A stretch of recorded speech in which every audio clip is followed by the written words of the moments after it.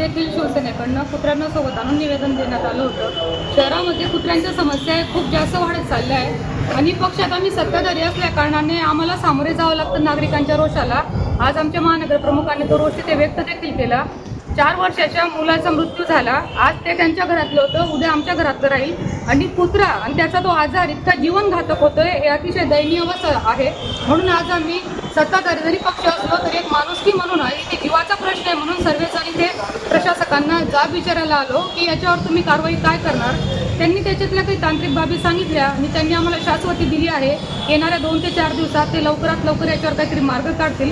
त्याच्यामध्ये उघड्यावर टाकणारं मांस येतं, तिथे कुत्रे जमतात, उघड्यावर बसणारे मांस विक्री करणारे असतील किंवा होणारा कूडा कचऱ्यामुळे कुत्र्यांची संख्या वाढते, कुत्र्यांमध्ये रोग पसरतो, त्या रोगामुळे तो रॅबीज नावाचा प्रकार होतो आणि त्याच्यामुळे ते माणसांना घातक ठरतात।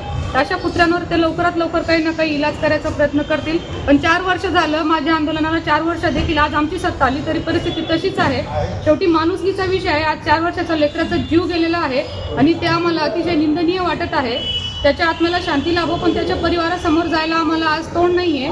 तर म्हणून प्रशासकांना आज विनंती देखील केली आणि आमच्या शिवसेना स्टाईलने त्यांना जाब देखील विचारलेला आहे आणि त्यांनी आम्हाला शाश्वत केलं आहे। आता बघू निवेदन काय आपली मागणी जी आहे की जे कुत्र्यांना पहिले आपण बर्थ कंट्रोलचं मिशन राबवलं होतं, ते बर्थ कंट्रोलचं मिशन पुन्हा राबवण्यात यावं आणि जे कुत्र्यांची तपासणी केली जाते, ज्यांच्यातले आजार तपासले जातात, नंतर त्यांना गावाबाहेर त्यांची व्यवस्था केली जाते। पर्यायी व्यवस्था काय करता येईल त्याच्यावर काम करण्यासाठी त्यांना आपण मागणी केलेली आहे आणि जे जीवितहानी झालेली आहे त्यांना कुटुंबाला काही करता येईल, भरपाई देता येईल आपल्या मनपाकडनं किंवा शासनाकडनं, तो एक प्रयत्न त्यांना करायला सांगितला आहे। आणि ही जी प्रक्रिया आहे ती लवकरात लवकर तुम्ही 8 ते 10 दिवसात केली तर ठीक आहे। जर सदोष मनुष्यवधाचा गुन्हा किंवा सदोष वधाचा जो गुन्हा आहे त्या गुन्ह्यामध्ये आम्ही सर्वांना वेठीस आणू हे आम्ही त्यांना सांगितलं। गांधी तीर्थ, निसर्गाच्या सानिध्यात महात्मा गांधींच्या जीवनावरील जगातील पहिले मल्टीमीडिया म्युझियम। आजच भेट द्या गांधी तीर्थ, जैन हिल्स, जळगाव। अधिक माहितीसाठी www.gandhifoundation.net वर व्हिजिट करा।